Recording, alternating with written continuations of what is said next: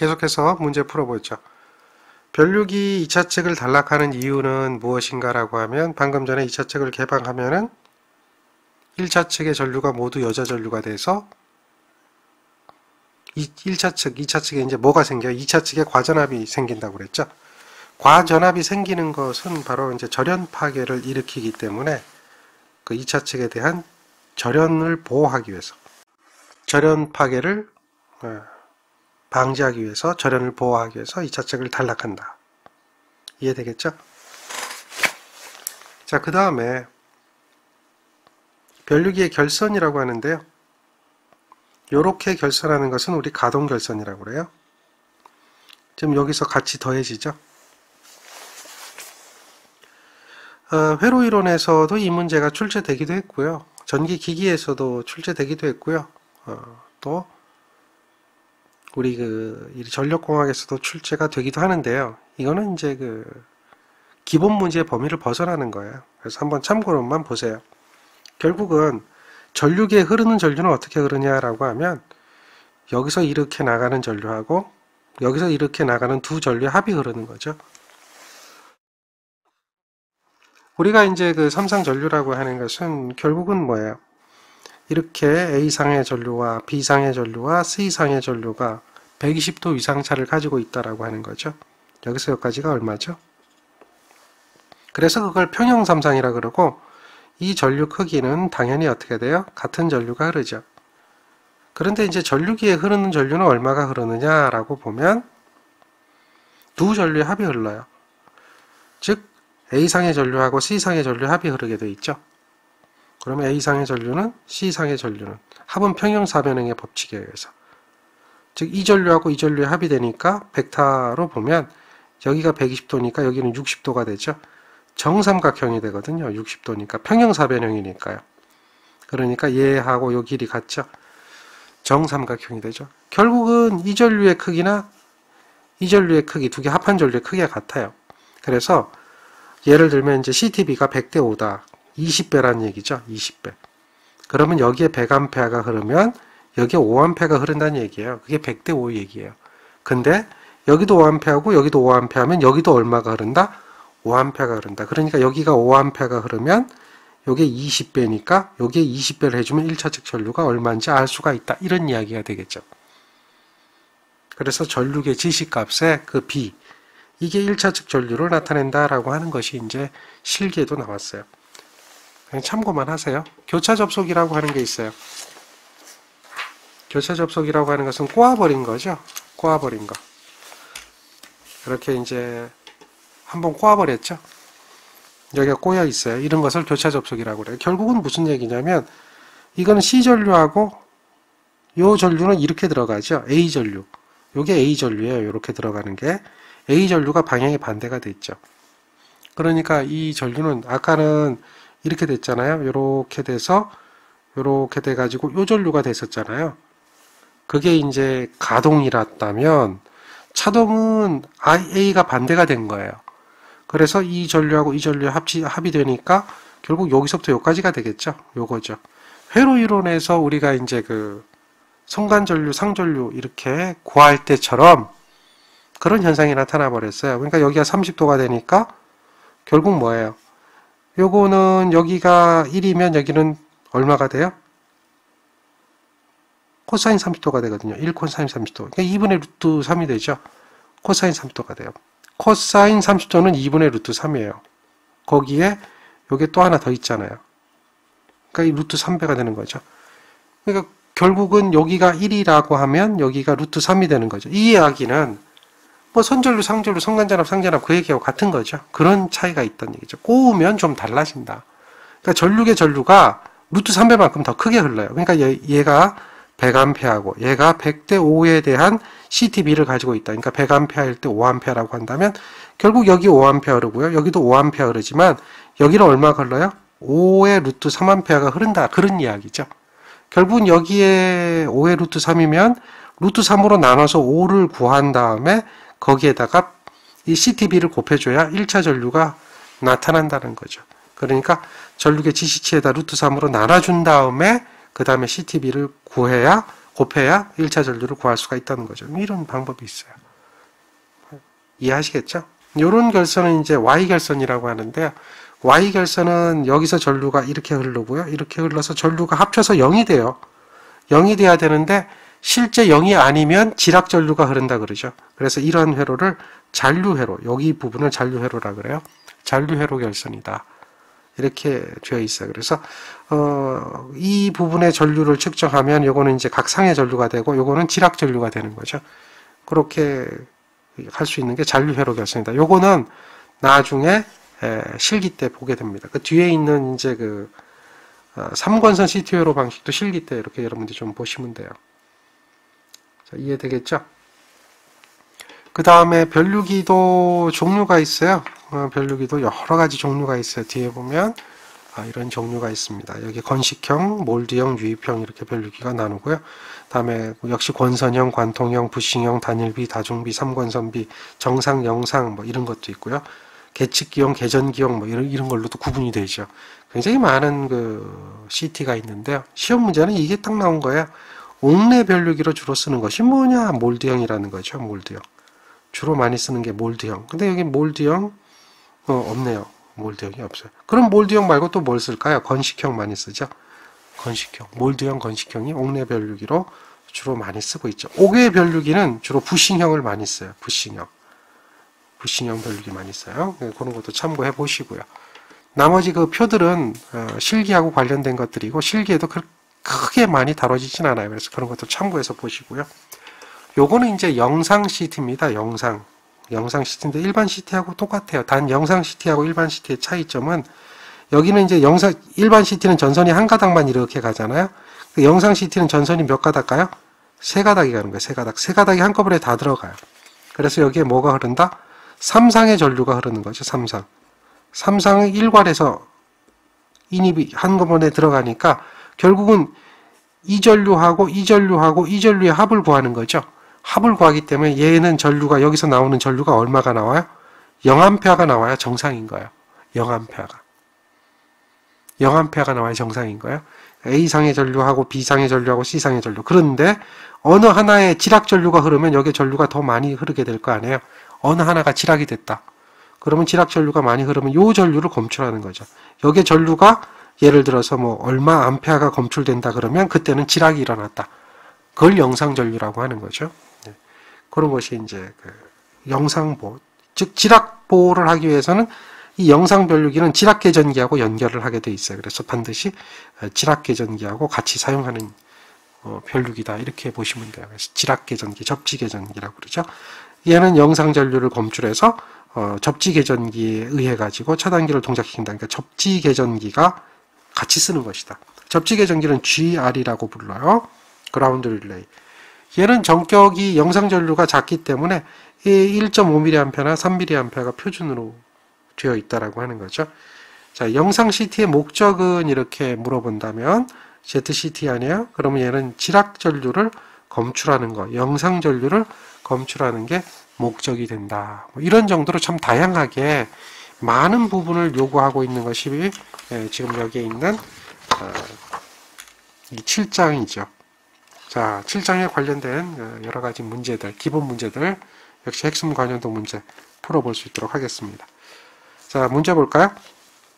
이상전압이라고 했죠. 내부 이상전압, 외부 이상전압, 서지혜입니다. 여기에 대한 방호 장치가 아닌 것을 골라라 그러죠. 가공지선은 직경내에 대한 거, 피레기 역시 그 내부 이상전압, 미상전압, 서지에 대한 보호죠. 서지 흡수기도 피레기하고 같은 역할을 해주죠. 병렬 콘덴서는 뭐 하는 거죠? 역률 개선하는 거죠. 그래서 이건 서지에 대한 보호라고 볼 수가 없다. 자, 다음 문제 볼까요?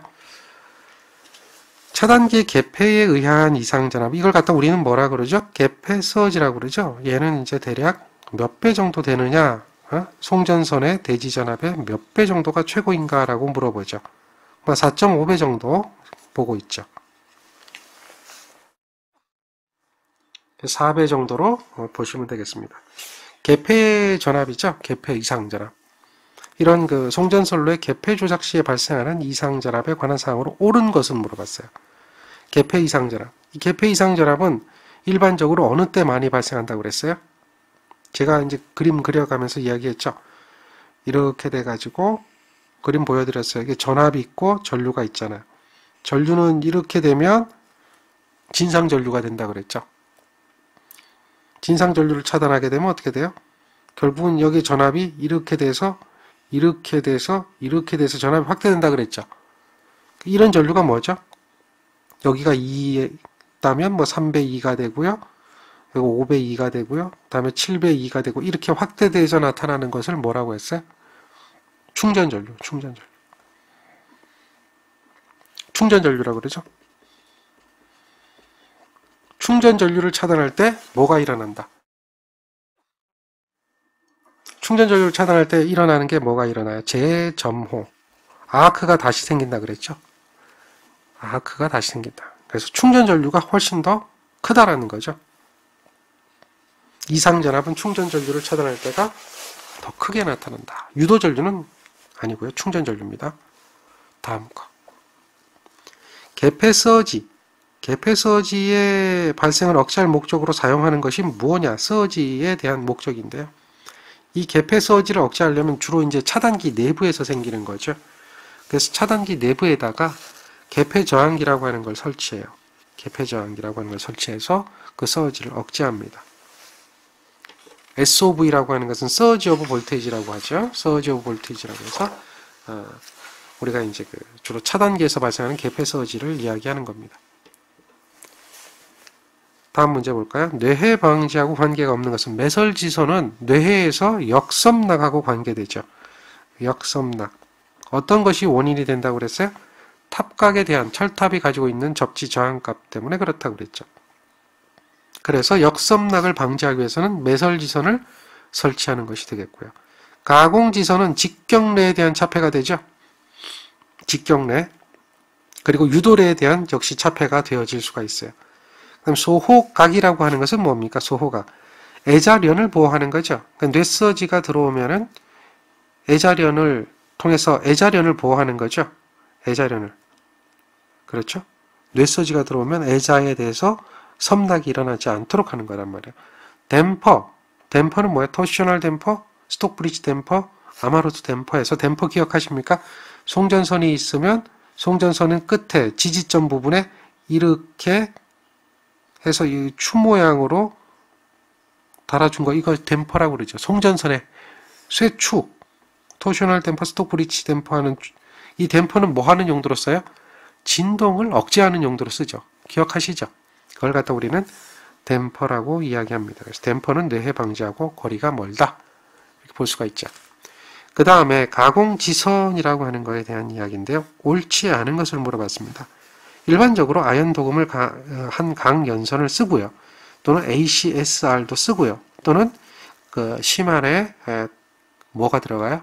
광 케이블이 들어가는 OPGW 타입으로 쓰기도 하죠. 그리고 가공지선은 뇌해를 방지하기 위해서 1조나 2조로 가선을 많이 하고요. 가공지선의 이도는 전선의 이도보다 크게 한다라고 하는 것은 아니죠. 그거는 관계없는 이야기죠. 같은 부분의 이도를 가지고 있고요. 다음에 가공지선은 사고 시에 고장전류 일부분을 흐르는 경우가 많다. 그럴 수도 있죠. 뇌전류가 가공지선을 통해서 흘러가니까요.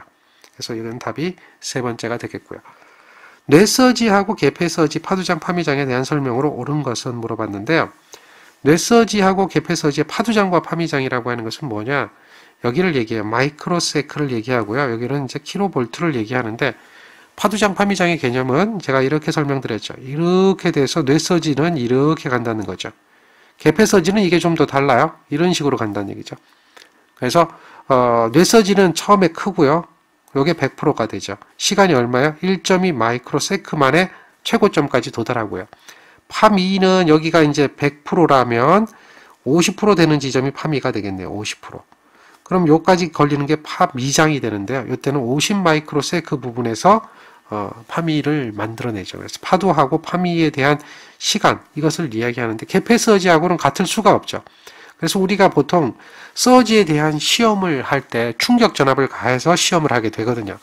그랬을 때 충격파 시험 전압의 패턴은 파두장과 파미장을 가지고 이야기를 하는 때 이 개폐서지에 대한 파두장, 이거 개폐서지라고 한다면 개폐서지에 대한 파두장 파미장을 가하는 게 아니라 뇌서지에 대한 파두장 파미장을 가해서 그 뇌서지에 대한 충격파에 견딜 수 있도록 설계를 하게 돼 있죠. 그래서 보통 이제 충격파에 대한 이런 이야기야. 충격파에 대한 시험 전압을 할 때는 바로 뇌서지 파두장 파미장을 가하기 때문에 1.2 곱하기 50 마이크로세컨드, 이게 파두장 파미장을 얘기하거든요. 이러한 전압을 가해서 충격 전압 시험을 한다, 이렇게 보시면 돼요. 그리고 당연히 개폐서지하고 뇌서지는 파형 자체가 같을 수가 없거든요. 그렇기 때문에 파두장과 파미장이 모두 다르게 나타나는 것이 일반적이죠. 파두장이라고 하는 것은 파의 정점에 도달할 때까지 걸리는 시간이고, 파미장이라고 하는 것은 파의 정점을 통했다가 감소하면서 50% 지점에 도달할 때까지 걸리는 시간을 우리는 파미장이라고 하죠. 그래서 이거는 파장을 얘기하는 겁니다. 마이크로세컨드에 대한 시간을 얘기하는 거고요. 그 다음에 가공지선에 관한 이야기입니다. 가공지선. 가공지선인데요. 가공지선의 설치 목적이 아닌 것은 무언가, 이렇게 물어봤죠. 정전차폐, 직격차폐, 전압강화 방지, 전자차폐. 주로 차폐에 대한 효과죠. 전압강화 방지하고는 전혀 관계가 없죠. 그 다음 문제 볼까요? 송전솔로의 역섬락을 방지하는 데 유효한 방법. 역섬락이라고 하는 것은 철탑의 접지 저항값이 크기 때문에 일어난다고 그랬죠. 기억하시죠? 그렇기 때문에 철탑의 접지 저항값을 어떻게 해야 된다? 작게 하는 것이 역섬락을 방지하는데 가장 유효하다. 그렇게 하기 위해서는 뭘 한다? 매설지선을 집중 접지하고 분포 접지 형식으로 접지를 한다라고 하는 것이 기본이 되죠. 그 다음에 철탑의 접지 저항값이 커진다. 이게 탑각 접지 저항값이 커지게 되면 우려되는 것은 무엇이 우려되는가? 역섬락이 우려된다는 얘기죠. 역섬락이라고 하는 것은 철탑의 정점의 뇌격 시에 철탑의 전위가 상승하게 되고, 철탑의 전위가 상승함으로써 철탑의 접지 저항값이 크기 때문에 그때 인입되어 있는 서지 전압이 어디로 가요? 선로로 이동하게 되면서 애자를 파괴하는 현상이 나타나죠. 이때 애자가 빛과 잡음을 내면서 깨질 때, 플래시오버 현상이 생길 때 그걸 갖다 우리는 플래시오버 현상 섬락이라고 얘기하죠. 자, 그 다음에 진행파에 대한 우리 반사파, 입사파, 투과파의 개념을 이야기하죠. 반사파 전압의 크기는 어떻게 될까? 이렇게 물어봐요. 그러면 반사파 전압의 크기는 반사 개수로 구하면 되죠. 반사 개수는 어떻게 돼요? Z2 플러스 Z1분의 Z2 마이너스 Z1이죠. 여기 2배 Z2가 들어가면 투과파 전압이라고 그랬죠. 이렇게 들어가면 투과파 전압이에요. 이 2원 입사파 전압으로 구하게 되는데요. 자, Z2는 선로 종단이고요. Z1은 선로죠. 선로가 600이죠. 선로가 600이니까 요게 이제 1300, 600이 되겠죠. 1300, 600이 되고 입사파 전압이 얼마야? 900이 되죠. 자, 요걸 계산하면 330이라고 하는 이게 이제 그 반사파 전압의 크기를 구할 수가 있죠. 진행파에 대한 이런 이야기 기억하시고요. 그 다음은 피레기가 있습니다. 피레기가 구비해야 할 조건으로 잘못 설명된 것은 무엇인가? 피레기가 구비해야 될 조건. 피레기는 뭐 하는 거예요? 뇌서지가 선로에서 기기로 침입할 때 그 투과파 전압을 대지로 방전시켜서 제한 전압이 절연 내력보다 작게 돼야 된다 그랬죠. 그러니까 제한 전압이 큰 게 좋아요, 작은 게 좋아요? 제한 전압이 기기의 절연 내력보다 작게 돼야 되니까 제한 전압이 작은 게 좋죠. 그래서 이 문제는 피레기 구비 조건 물어보면 제한 전압의 얘기가 거의 많아요. 높을 것 이렇게 하면 안 된다는 거죠. 작아야 되는 거예요. 그리고 속류 신속하게 차단해야 되죠. 충격파는 어떻게 돼요? 충격파는 빠르게 방전해야 되니까 충격파를 방전하는 전압은 낮게 설정이 돼야 되고, 상용주파는 방전되면 안 되니까 상용주파는 방전하는 전압이 높게 설정이 돼야 되겠죠. 그런 것이 이제 기본적인 이야기입니다. 피레기가 공식 전압으로 삼고 있는 것은 무엇인가 라고 하는데요. 그 상용주파 허용 단자 전압을 피레기의 공식 전압으로 삼고 있고요. 자, 그 다음에 충격파 방전 개시 전압은 얘는 어떻게 된다고 그랬어요? 낮을수록 좋다 그랬죠. 어떤 값을 기준으로 하느냐라고 하면 이건 충격파의 최대값을 기준으로 표시합니다. 그 다음에 유효접지라고 하는 게 있어요. 유효접지. 아시죠? 이게 뭡니까? 유효 접지? 기억나시나요?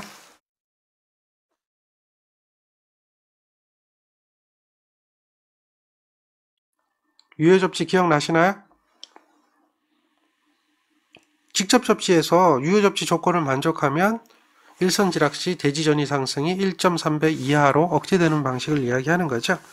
그 유효 접지 계통이에요. 그때 이제 피레기 전격 전압을 결정하는데 가장 중요한 것은 무엇인가라고 했잖아요. 그때 피레기 전격 전압을 구할 때는 접지 개수, 다음에 세프트 마진, 여유도, 그 다음에 계통에서 발생하는 최고 허용 전압의 곱으로서 피레기 전격 전압을 결정한다라고 이야기하게 되죠.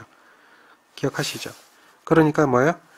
이 접지에 대한 부분은 바로 이 접지 개수, 요거의 접지 개수에 곱하는 것이 바로 뭐냐? 지속성 이상 전압이 된다는 거죠. 그러니까 일선지락 고장 시에 대한 지속적인 이상 전압이 바로 피레기 전격 전압을 결정하는데, 요 알파 VM이 그런 이야기예요. 그리고 거기에 이제 베타는 세프트 마진이에요. 여유도를 두는 거죠. 여유도를 두는 겁니다. 그 다음 서지 흡수기라고 하는 게 있어요. 이 서지 흡수기는 어디다 쓰느냐라고 하면 이런 거예요. 보통 이제 피레기가 여기 설치가 되잖아요. 변압기가 있어요. 변압기가 있으면 요 변압기 전단에다가 여기에 피레기가 설치가 되거든요. 이렇게 해서 피레기가 이렇게 설치되고 여기에 접지가 돼요. 그러면 여기에 변압기가 있으면 피레기를 설치하게 되죠. 이게 일반적이에요. 그런데 요거가 변압기가 이제 유입형이면 이게 가능해요. 근데 이게 유입형이 아니라 몰드형이면 문제가 생겨요. 무슨 얘기냐면 몰드형이면 절연유가 해주는 역할을 몰드는 할 수가 없어요. 기름이 없잖아요. 그럼 절연유가 해주는 역할이 이제 서지를 감소시키는 역할을 하거든요. 그러니까 몰드형 변압기라든지 절연유가 없는 상태, 그런 게 이제 발전기나 전동기가 될 거예요. 절연유가 없는 상태. 여기 이러한 그 기기들이죠. 발전기, 제너레이터나 모터 등이 있다면 얘는 절연유가 없는 거예요. 그러면 여기서 이렇게 처리하고 남은 이 EA에 대한 전압을 견디지를 못하죠. 왜냐하면 이제 그 유입 변압기는 절연유가 들어있는 또 유입 차단기, 뭐 유입이 되어 있는 이런 것들은 괜찮거든요. 서지로부터 어느 정도 내력이 있기 때문에, 절연유가 있기 때문에 괜찮은데, 이런 그 발전기라든지 전동기라든지 또는 몰드형, 절연유가 없는 이런 것들이면 제한전압을 견디기가 힘들어요. 그러니까 제한전압 자체도 서지가 된다는 얘기죠. 그러니까 그 전단에는 또 다시 한 번 더 서지를 줄여주기 위한 어떤 장치가 필요하죠. 그게 바로 뭐예요? 이게 똑같아요. 심벌은 똑같아요. 접지도 똑같이 해줘요. 그게 LA라면 뭐가 되죠? SA라고 하는 것을 설치해줘야 되는 거예요. SA를. 그러니까 SA라고 하는 것은 바로 뭐냐? 절연유가 없는 기기에 서지가 들어오면 피레기가 한번 걸렀지만 걸르고 나도 그 전압이 높기 때문에 그걸 견디기가 힘들기 때문에 다시 그걸 한 번 더 서지를 흡수하기 위한 업서버라고 해요. 서지 압소버 하잖아요. 그 서지 업서버라고 하는 것을 설치해서 SA라고 하는 걸 설치해서 서지 흡수기라고 하는 걸 설치해서 그 서지를 먹어준다는 거죠. 그러면 얘가 보호가 된다. 그런 거예요. 그래서 절연유가 없는 기기 부분에 서지 흡수기라고 하는 걸 설치하죠. 뭐 기본적인 역할은 피레기하고 동일한 역할을 하지만 피레기가 처리하고 남은 서지까지도 서지 흡수기는 흡수할 수 있다. 이렇게 기억을 하시면 되겠습니다. 다음에 전력용 퓨즈에 관한 이야기인데요. 전력용 퓨즈는 주로 어떤 전류를 차단을 하느냐? 이거는 한류라고 했죠. 비한류가 아니라 한류죠. 한류는 주로 어떤 거예요? 단락 전류를 차단하는 거예요. 단락 전류를 차단하다 보니까 과전압이 발생할 우려가 있다. 뭐 이런 거 기억하시죠? 자, 그 다음에 이러한 전력 회로에 사용되는 차단기 차단 용량을 결정할 때는 무엇을 이용하는가라고 하는 거죠. 우리가 차단기 차단 용량 결정할 때 IS 구했죠. 그래서 얘를 가지고 단락 용량 PS를 구하잖아요. 가장 기본적인 게 단락 전류예요. 단락 전류. 고장이 나서 흐를 수 있는 단락 전류가 어느 정도가 되느냐, 예상 최대 단락 전류를 가지고 결정을 하게 돼 있죠. 그걸 결정하는 게 이제 퍼센트 임피던스에 의해 가지고 결정을 하죠. 그 다음에 삼상용 차단기의 전격 차단 용량은 그 차단기의 전격 전압과 전격 차단 전류의 곱해 루트 3배를 하죠. 기억하십니까? 루트 3배 전격 전압, 전격 차단 전류가 차단기의 용량이 된다라고 하는 거. 그래서 이걸 갖다 상계수, 전격 전압, 전격 차단 전류 이렇게 기억하십니까? 자, 그 얘기를 묻는 거고요. 그 다음 내용은 이제 차단기에 대한 요거는 이제 차단기에 대한 내용인데요. MVA로 나타나는 거, 이게 이제 차단기 전격 차단 용량이죠. 무엇을 고려해야 되나요? 방금 봤듯이 루트 3배 전격 전압입니다. 차단기 전격 전압, 그 다음에 차단기 전격 차단 전류죠. 그러니까 차단기 전격 전압, 전격 차단 전류 상계수를 고려한다라고 하는 거예요. 차단 전류 상계수. 그 다음에 전격 전압이 바로 뭘 얘기하냐면 회복 전압이라고 하는 거하고 같은 의미를 갖습니다. 그래서 그걸로써 나타난다. 루트 3배 전격 전압, 전격 차단 전류. 전격 전압이라고 하는 것은 회복 전압입니다. 계통에서 발생하는 최고 전압으로 결정을 많이 하죠. 자, 제점호 기억하십니까? 제점호는 주로 어느 때 많이 나타난다고 그랬어요? 진상 전류 차단할 때 많이 나타나죠. 이게 제점호입니다. 자, 소호작용과 관계없는 거, 아크를 제거하는 작용이죠. 그러니까 절연유에서 압력에 의해서 불어내는 작용이 말 그대로 얘가 소호예요. 제점호는 점호를 다시 일으키는 작용이죠. 주로 어디에서 나타난다? 충전전류에서 많이 나타난다. 기억하시죠? 그래서 소호작용과 관련 없는 것은 제점호가 됩니다. 자, 그 다음에 차단기하고 소호작용을 하는 소호매질하고의 결합이 잘못된 것은 어느 것이냐? 공기차단기는 압축공기. 그 다음에 가스 차단기는 SF6 가스. 다음 자기 차단기는 뭐죠? 진공. 다음에 자기 차단기 진공 맞나요? 전자력이죠. 그 다음 유입 차단기는 절연유 맞죠? 이와 같이 찾아낼 수 있다고 얘기했어요. 잘 보세요. 그 다음에 차단기를 공기 차단기하고 비교했어요. 공기 차단기는 뭐가 있다고 그랬죠? 압축 공기를 이용한다 그랬죠. 그래서 공기 탱크가 필요하고 컴프레셔가 필요하죠. 그리고 얘는 압축 공기를 사용해서 불기 때문에 소음이 크죠. 소음이 크고요. 대신에 이제 대용량 차단이 가능하죠.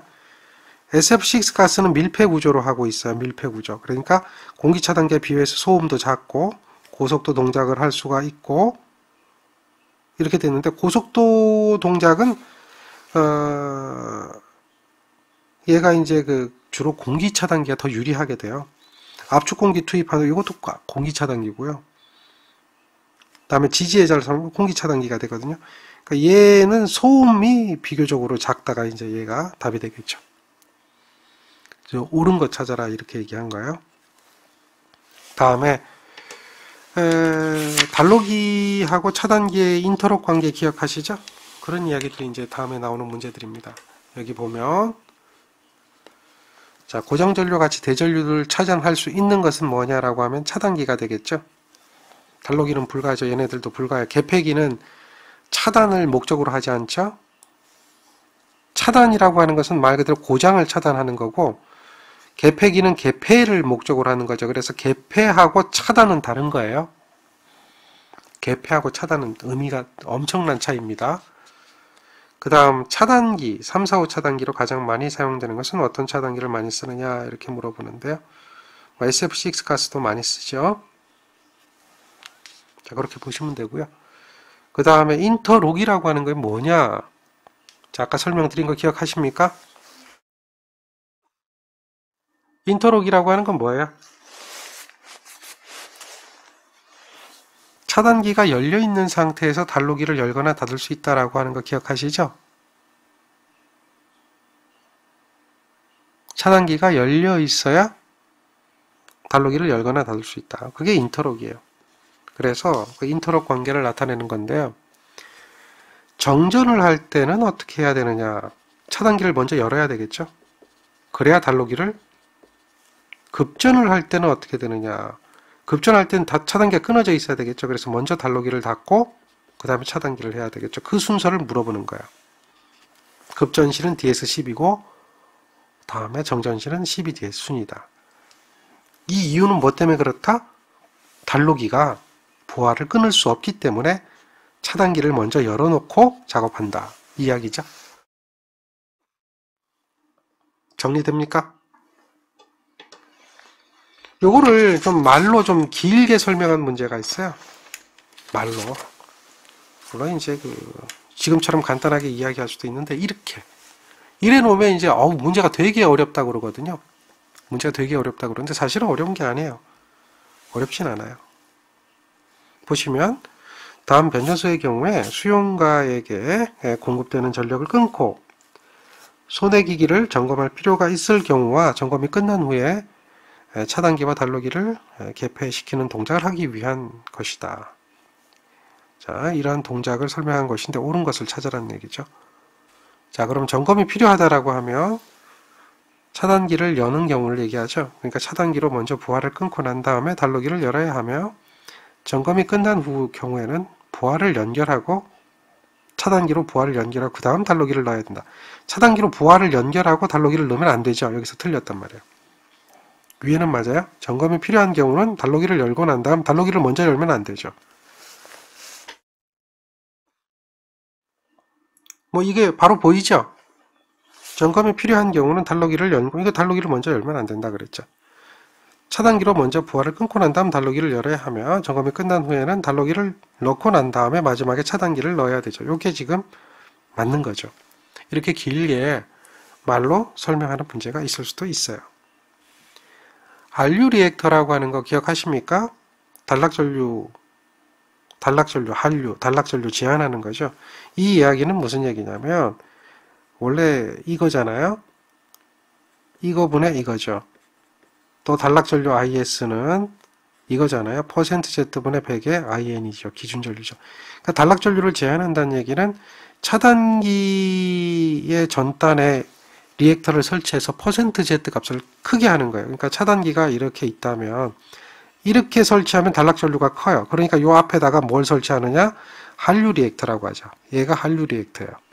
한류 리액터를 설치하게 되면 전체적으로 이 전단에 고장단에 고장전류가 흐를 때 리액터 값 때문에 퍼센트 임피던스가 커지죠. 그러니까 얘가 커지면 얘가 작아지게 되는 거죠. 얘가 커지면. 그렇게 해서 단락전류를 제한해서 단락 용량을 줄이는 목적으로 쓰는 것이 한류 리액터라는 거죠. 단락전류를 줄여주는 역할을 해준다. 이게 한류 리액터입니다. 이해되시죠? 자, 변전소에서 비접지 보호용으로, 이게 접지죠, 접지. 사용되는 계전기인데 영상 전류를 공급하는 거예요. 영상 전압이 아니고 영상 전류를. 그럼 영상 전류는 뭐죠? 영상 변류기죠. 이거는 영상 전압이라고 그랬죠. 얘는 영상 전류. 얘는 정상을 얘기하는 거고요. CTPT는 정상입니다. 자, 영상 전압은 어떻게 공급하는가를 묻는 문제인데요. 이 문제 먼저 보죠. 이 문제 똑같은 문제입니다. 이 그림이 이 그림이에요. 똑같은 문제인데 영상 전압을 검출하는 방법이 이렇게 세 개 전압을 구하는 거예요. 세 개 전압을 구하는 거예요. 이게 이제 무슨 이야기냐면 이렇게 얘가 PT인데 이 앞에 접지를 했거든요. 이걸 GPT라고 불러요. GPT인데 여기를 갖다가 영상 전압계를 설치해서 전압을 구하는 거예요. 원래는 지금처럼 이렇게 되어지면 여기 전압이 몇 볼트가 되냐면 이 변압기는 이 변압기예요. 이 변압기는 이 변압기고요. 이 변압기는 이 변압기예요. 같은 위상을 보면 돼요. 이렇게 위상이 같은 거 보면 돼요. 그래서 결국은 이렇게 된 벡터와 이렇게 된 벡터와 이렇게 된 벡터 합이니까 얘가 몇 볼트가 나오냐면 얘가 63.3볼트예요. 얘가 63.3이에요. 그러니까 63.3이 세 개가 합치니까 0볼트가 되는 거예요. 정상시에는. 그러니까 아무 고장이 안 나면 63.3으로 돼요. 이게 왜 63.3이냐라고 하면 원래의 PTB는 110이잖아요. 여기가 110. 그런데 요게 이제 110이 아니고 상전압이 걸려요. 상전압이 여기에. 그러니까 1차 전압이 있다면 1차 전압을 루트 3으로 나눈 전압이 걸려요. 왜냐하면 여기 무슨 결선돼 있어요? Y 결선돼 있으니까요. 그러니까 여기에 110이 나오는 게 아니라 110을 루트 3으로 나눈 전압이 걸리는 거예요. 여기에. 110을 루트 3으로 나눈. 그게 63.3인가 그래요. 그래서 63.3이 나오게 돼 있어요. 그런데 이게 정상 상태예요. 그래서 다 더하면 0이 되는데 여기서 이제 지락이 일어나는 거예요. 지락. 여기 요상이 지락이 일어났다. 지락이 일어나면 이렇게 될 거 아니에요. 그럼 여기가 전위가 몇 볼트가 돼요? 0V가 되죠. 0V가 되면서 나머지는 건전상이 되잖아요. 건전상은 여기가 루트 3배의 V였던 이 전압이 뭘로 바뀌어요? 그냥 V로 바뀌는 거예요. 건전상 전위가 루트 3배 상승한다. 이 이야기는 제가 몇 번 얘기해드렸죠. 그러니까 여기가 0이 되어지면, 어떻게 돼요? 이렇게 되면 여기가 110이 되는 거죠. 여기가 110이 되는 거죠. 루트 3배만큼 커지잖아요. 왜냐하면 여기가 0이 되어지면 접지가 되어지는 거 아니에요. 0이 되어지면 중성점이 여기에서 이쪽으로 이동하면서 중성점 이동 현상에 의해서 전위가 건전상 대지 전위가 루트 3배만큼 상승된다. 이 이야기는 몇 번 얘기해드렸어요. 일선지락시 전위 상승 몇 배? 루트 3배. 기억나시죠? 그러니까 결국은 여기가 하나는 요거잖아요. 그러니까 여기는 0V가 되지만 얘는 110V, 얘는 110V가 되는 거예요. 그래서 110V와 110V가 합쳐지는데 그게 얼마가 걸리냐? 190V가 걸리는 거예요. 220이 아니라 190이에요. 왜냐하면 결국은 이거잖아요. 이렇게 된 거하고 이렇게 된 거에 합이 되는 거죠. 그러니까 하나는 0이잖아요. 하나는 0. 하나는 0이잖아요. 그러니까 얘가 0이 되고 얘는 110, 얘는 110이라면 요거는 몇 배? 120도니까 루트 3배만큼 되죠. 110에 루트 3이 걸리니까 190이 되는 거예요. 190. 이해되겠죠? 원래는 여기가 뭐예요? 63이어서 전체적으로 합치면 0이 됐지만 요게 0이 되면서 얘네들은 얼마로 바뀐 거예요? 110으로 바뀐단 말이야. 왜냐하면 전위 상승이 루트 3배만큼 되니까. 그래서 결국 이거 더하기 이게 되니까 걔가 얼마가 돼요? 190이 되는 거예요. 190. 무슨 얘기인지 아시겠죠? 이만큼이 걸리는 거예요. 그래서 영상전압, 일선 지락시의 영상전압이 190V로 나타난다. 그래서 영상전압계를 영상 OVGR이라고 그래야 되죠? 지락과전압 계전기라고 하는 거, 영상전압에 의해 동작되는 그 계전기를 동작시키게 되는 거죠. 그래서 지락보호를 할 수가 있다. 그러니까 지금처럼 여기가 일선 지락이 되어지면 여기 나타나는 전압은 정해져 있어요. 얼마입니까? 190V로 정해져 있어요. 그렇게 해서 결정이 되는 거고요. 이러한 전압을 뭐라고 하냐? 영상전압이라고 불러요. 영상전압. 영상전압이 얼마가 나타난다? 190V가 나타난다. 이러한 영상전압을 구하는 계전기는 무슨 계전기다? 그렇죠. GPT, 접지형 계기용 변압기다. 그런 부분이 들어가요. 접지형 계기용 변압기. 자, 그 다음. 계전기에서 반환시 특성이란 뭘까요? 이거는 이제 동작 전류와 크기하고 반비례하는 거죠. 반비례하는 겁니다. 클수록 시간이 짧아진다라고 하는 걸 이야기하는 거죠. 자, 그 다음 거를 좀 볼까요? 자, 그 다음 거는 영상 변류기를 사용하는 계전기를 물어봐요. 영상 변류기를 사용하는 계전기. 그건 뭘까요? 접지 계전기죠. 지락 보호니까. 얘 자체가 지락이라고 그랬죠. 그 다음에 과부하 또는 외부 단락사고. 과부하는 과전류가 흐르는 거죠. 그러니까 과전류 계전기가 되겠죠. 자, 모선보호 계전기 중에 발전기, 변압기, 모선 등을 보호하는 계전기는 주로 어느 것 쓰냐? 발전기, 변압기는 주로 비율차동 계전기 쓰죠. 그걸 쓰시면 되겠고요. 그 다음에 이거는 뭘까요?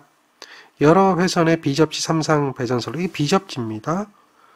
삼상 배전선로다. 그러니까 접지가 되면 지락전류 검출이 쉬워지잖아요.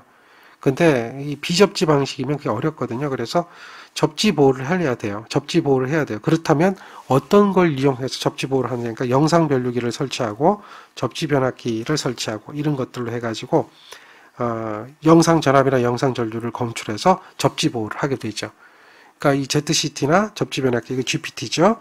이런 것을 설치를 해야 된다. 그래서 선택 지락 보호를 하려고 하는데 그것들이 필요하다. 이런 정도로 기억하시면 되겠습니다. 이해되시겠죠? 자, 여기까지가 이상전압, 다음에 개폐기, 차단기 이런 것들에 대한 이야기가 됩니다. 그 다음 이제 여러분들이 공부를 계속해야 되는 부분은 배전에 관한 이야기입니다. 송전이 끝났고요. 배전에 관한 이야기를 해야 돼요. 송전 다음에 배전입니다.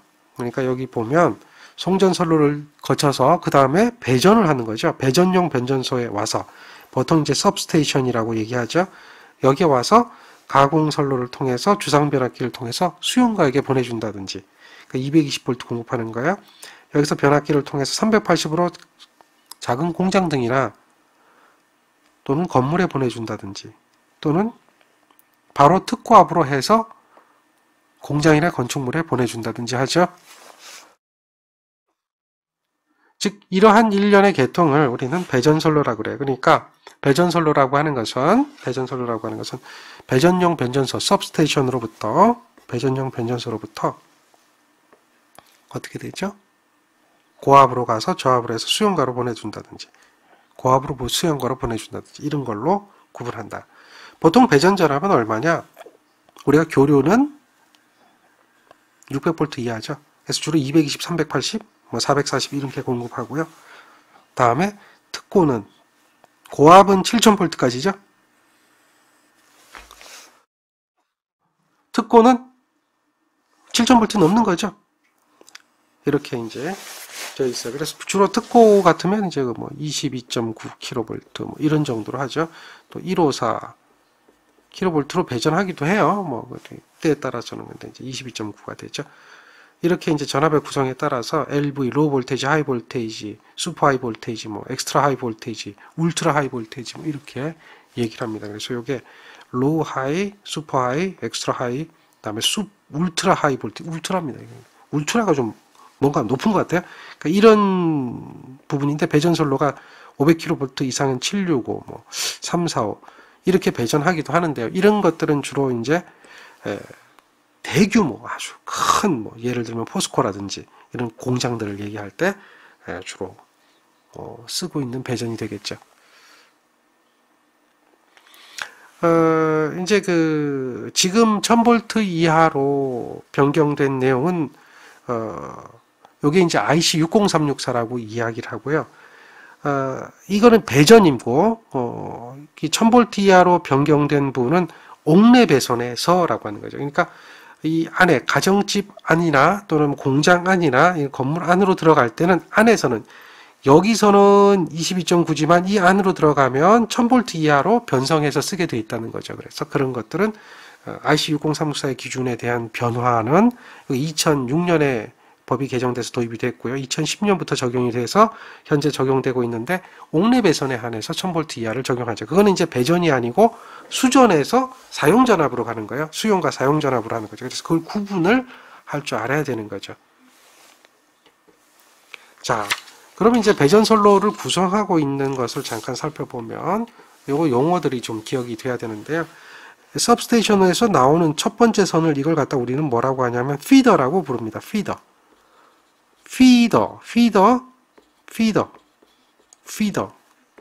이렇게 하죠. 피더라고 하는데 이 급전선이에요. 급전선은 도중에 부하를 접속하지 않습니다. 여기다 부하를 연결하지 못하는 거예요. 그리고 부하를 연결하려면 분기를 해야 되는데요. 급전선에서 분기되어져 나오는 선을 갖다 우리는 뭐라고 하냐면 부하를 연결하지 않을 때 간선이라고 불러요. 간선이라고 불러요. 그리고 간선에서 여기가 간선이 되면 그 다음에 분기되어져 나오는 선이 바로 뭐가 되느냐? 분기선인 거죠. 그러니까 피더라고 하는 것은 급전선이라고 하는 것은 도중에 부하를 연결하지 못하고요. 간선이라고 하는 것은 바로 이제 대용량에 대한 어떤 전력을 공급하기 위한 전선인데 그건 급전선에서 분기되어져 나오는 선이고요. 거기 간선에서 다시 분기되어져 나오는 것을 갖다 우리는 뭐라고 한다? 분기선이라고 그래요. 결국은 이제 이 분기선이 말단 수용가에게 전력을 공급하는 부분이 되겠죠. 그래서 간선과 다음에 분기선, 그 다음에 급전선 이 개념을 기억을 해야 됩니다. 용어를 기억하세요. 그리고 여기 이렇게 점 찍히는 부분이 바로 뭐냐? 급전점이 되는 거죠. 급전선이니까 급전점이고 그럼 간선이니까 여기는 뭐예요? 간점이다 그러면 안 돼요. 여기는 간점이 아니에요. 분기점이죠. 분기선이 연결되는 거니까 이러한 점을 분기점이라고 부릅니다. 자, 이 궤전점이라고 하는 부분이 이게 급전점을 얘기하는 거예요.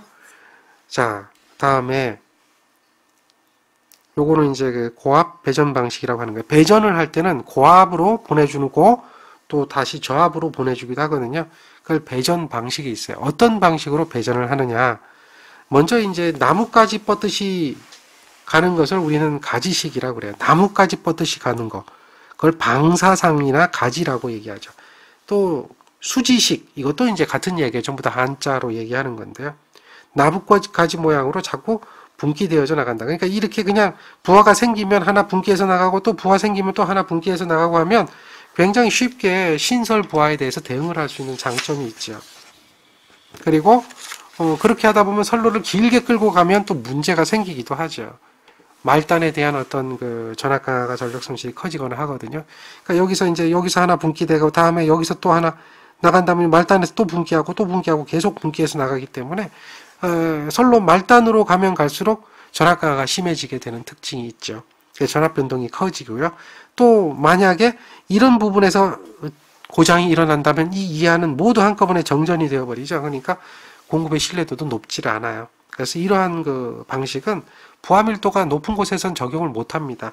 주로 이제 부하 밀도가 적은 이런 농어촌 지역에 적합한 방식이 가지식, 수지식 또는 뭐 방사상식 같은 이야기들이 됩니다.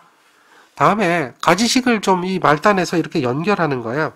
이걸 이제 이쪽으로 가는 거하고 이쪽으로 가는 걸 연결해서 결합계팩이라고 하는 것을 통해서 연결하게 되면 뭐가 구성이 되냐면 루프가 구성이 되죠. 루프가 구성이 되고 루프에서 지금처럼 이렇게 그 부하가 있으면 연결하고 부하가 있으면 연결하고 그 루프를 중심으로 해서 부하를 연결하는 방식이 되겠죠. 그러니까 간선을 하나의 루프로 구성을 하는 거죠. 그리고 필요에 따라서 그 루프에서 분기를 연결해서 전력을 공급하는 방식이죠.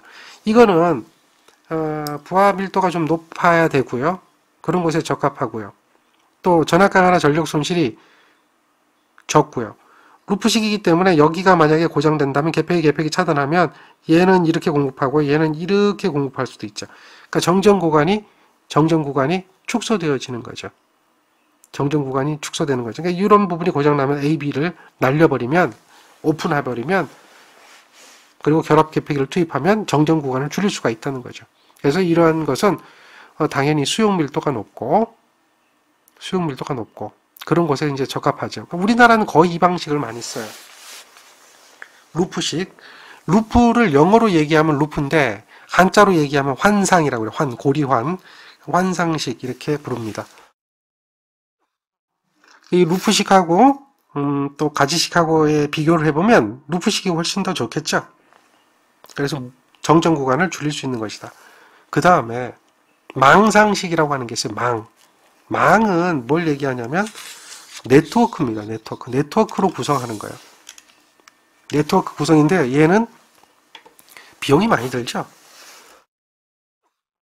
그래서 우리나라에서도 잘 채용하고 있지 않습니다. 또 무정전으로 공급할 수도 있어요. 무정전으로. 대신에 설비비나 운전비가 굉장히 많이 들죠. 그런 단점이 있어요. 이 저압배전도 마찬가지예요. 저압배전도 특징이 똑같아요.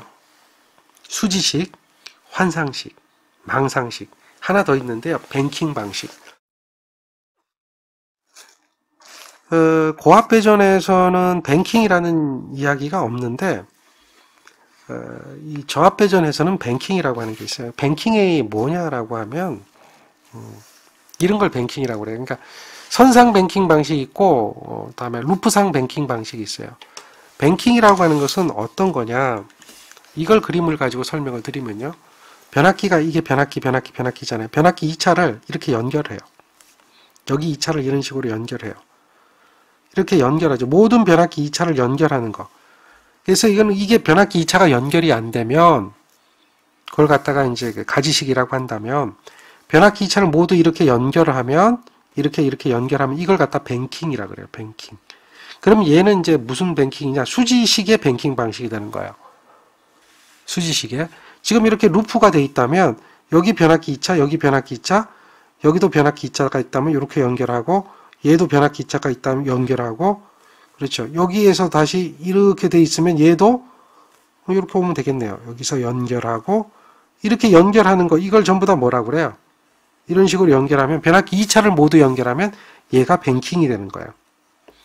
그래서 이거는 변압기 2차를 연결했을 때는 얘는 뭐예요? 루프식 뱅킹 방식이 되는 거예요. 그러니까 선상 뱅킹 방식이 있고 루프식 뱅킹 방식이 있다는 거죠. 뱅킹이에요. 그 뱅킹을 얘기하면 지금 보세요. 제일 처음에 수지식이 있었고요. 다음에 환상식이 있었죠. 그 다음에 뭐가 있어요? 네트워크 방식이 있어요. 망상식이 있어요. 망상식이 있는데 여기에서 수지식에 대해서 그냥 수지식이 있고요. 수지식에 대한 뱅킹, 환상에 대한 뱅킹. 그래서 뱅킹 방식이라고 하는 게 존재하죠. 망상식에 대한 뱅킹은 없어요. 네트워크 방식에 대한 뱅킹은 없어요. 그렇게 이제 보시면 돼요. 그래서 보통 이제 저합 배전을 얘기하면 뱅킹 방식이라고 하는 게 하나 더 들어간다. 그렇게 기억하시면 돼요. 자, 이 수지식은 아까도 얘기했지만 경제적이고 증설이 용이하죠. 루프식은 뭐라고 그랬죠? 전압 강화도 줄어들고 그다음에 정전 구간도 축소할 수가 있죠. 정전 구간도 축소할 수가 있다라고 하는 장점이 있어요. 그러니까 어떻게 보면은 무정전까지는 아니지만 무정전에 근사한 그러한 전력 공급을 할 수 있는 장점이 있다는 거죠. 그래서 이러한 그 루프 배전의 이점은 가지식에 대한 거하고 비교하면 전선비가 적게 든다. 이게 가지식이죠. 농어촌에 적당하다 가지식이고 전압 변동이 작은 이점이 있죠. 증설이 용이하다. 이것도 가지식이죠. 그런 거에 비해서 루프 배전을 쓴다. 그러면 좋은 점이 많다는 얘기죠. 근데 뱅킹이라고 하는 것은 뭐냐? 변압기 2차 측을 다 연결하게 되면 전력의 융통성이 생깁니다. 그러니까 변압기에 대한 공급 전력을 서로 연결해서 융통성을 늘리게 되는 거죠. 그래서 부하 증가가 어느 한쪽이 부하가 증가되더라도 용량이 부족한 것은 변압기 2차가 다 연결됐기 때문에 부하 증가에 대한 탄력성 향상 이것을 높이고 그렇죠? 그 다음에 신뢰도 향상 이것을 높이고 정전 줄일 수가 있다는 얘기죠. 변압기 2차를 다 연결했으니까. 다음에 전압 변동이나 이건 전력 변동도 이것도 줄일 수 있어요. 이런 것 때문에 뱅킹 방식을 쓴다는 거죠. 그런데 변압기 2차가 다 연결되어 있다 보니까 문제점이 하나가 생기는 거야. 뱅킹 방식에 대한 선상 뱅킹도 그렇고 루프상 뱅킹도 그렇고 뱅킹이 되어지면 변압기 2차가 다 연결이 되어지면 사고가 일어났을 때 변압기 2차 측에 대한 사고가 발생하게 되면 이 사고가 전체적으로 확대되어져 나갈 수가 있다는 거죠. 사고가 일부에 국한하지 않고 전체적으로 확대되어져 나가는 현상이 생길 수가 있는데 뱅킹에서 나타나는 이러한 현상을 캐스케이딩 현상이라고 하는 거죠. 그러한 캐스케이딩 현상이 생기게 되면 전체적으로 정전이 일어난다. 이때에 이 사고 구간을 국한할 필요가 있어요. 어느 한 부분에다가 국한하고 사고 구간을 신속하게 제거하고 나머지는 계속해서 운전할 수 있도록 해야 된다는 거죠. 그래서 쓰는 것이 뭐냐면 구분 계팩이라고 하는 거예요. 구분 계팩이 2km마다 이렇게 계팩기를 설치해 가지고 사고가 일어나면 반경 2km만 딱 끊어버리고 나머지는 다 정상이 되어지는 거죠. 그러한 구분 계팩이 사고 구간을 국한하는 그런 계팩기를 사용해서 사고 구간을 제거하고 정상적으로 운전할 수 있다. 그러니까 보통 이제 우리나라 같은 경우 다 이렇게 구성을 해요. 그러니까 루프 방식에다 뱅킹 방식으로 구성하기 때문에 정전이 일어나면 모두 다 정전되는 게 아니라 동네 중에 어느 한 부분, 예를 들면 뭐 여러분들이 무슨 동에 살고 있다 그러면 무슨 동 전체가 정전되는 게 아니라 동의 어느 한 부분만 정전이 되고 나머지는 괜찮다는 거죠. 그런 식으로 정전 구간을 줄이게 되는 것이 특징 중에 하나다라고 하는 게 뱅킹 방식입니다.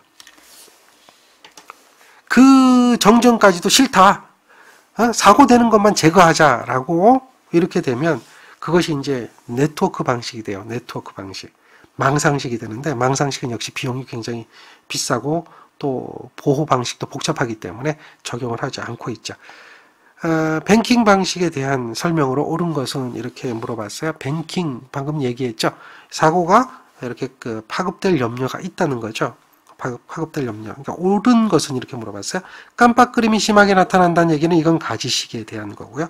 전압가가 줄여지나 전력 손실을 줄일 수 없다. 이건 말이 안 되는 거고요. 캐스케이딩 현상에 대한 염려가 있다. 이게 되는 거죠. 부하 증가에 대한 융통성이 굉장히 좋은 것이 특징이죠. 왜 변압기 2차를 다 연결했기 때문에 나타나는 거라는 거죠. 이해하시겠죠? 그 다음에 여기 볼까요? 저압 뱅킹 방식의 캐스케이딩 현상이란 뭘까요? 그러니까 변압기 2차가 고장나면 고장난 변압기뿐만 아니라 나머지 건전한 변압기까지도 다 고장이 파급되어질 수가 있다는 거죠. 그런 현상이 캐스케이딩 현상이다. 자, 망상식, 네트워크 방식은 무정전 공급을 할 수 있는 방식인데 그런 거에 비해서 비용이 많이 들어간다는 얘기죠. 그래서 얘는 공급의 신뢰도가 제일 좋은 아주 이상적인 방식입니다. 그래서 무정정 공급도 가능해지고 전압강화 전압 변동률도 줄어들고 전력 손실도 감소되고 기기의 이용률도 향상이 되고 부하의 증가에 대한 적응성도 제일 좋고 변전소도 많이 늘어날 필요가 없죠. 그런 것들이 특징인데 잘 쓰질 않는다는 거죠. 그게 문제라는 거죠. 비싸다. 자, 이게 망상식에 관한 문제입니다. 신뢰도가 가장 우수한 것은 망으로 되어 있는 네트워크 방식의 신뢰도가 가장 우수하죠. 이런 네트워크 방식에 대한 장점이 아닌 것은 무엇이냐라고 하면 정전이 적고 전압변동 적고 부하에 대한 적응성이 크죠. 인축에 대한 접시 사고가 적어진다. 이거는 개념이 전혀 다른 내용이죠. 이거는 관계가 없는 겁니다. 여기까지가 이제 주로 배전 방식에 대한 얘기죠. 그 다음에 전력을 배전을 하게 되면 어떻게 해요? 수용가는 수전을 하게 되죠. 수전. 그러니까 배전 방식과 수전 방식은 분명 다른 겁니다. 수전. 그러니까 송전하고 배전해서 수용가에서는 어떻게 해요? 수전하죠. 발전, 송전, 배전, 수전. 요게 이제 순서입니다. 그래서 수전 방식은 보통 이 전력공학에서는 다뤄지지 않고 있는데, 간혹가다 이제 이 수전 방식에 관한 문제가 나타나기 때문에 출제된 적이 있어요. 그렇기 때문에 이제 우리 수전 방식도 언급을 하고 가는 게 좋을 것 같아서 여기 수전 방식을 넣어놨습니다. 그래서 보통 수전 방식은 1회선, 2회선, 3회선 수전하는데 요 이야기는 다음 시간에 계속해서 설명드리겠습니다. 오늘 여기까지 하겠습니다. 수고하셨습니다.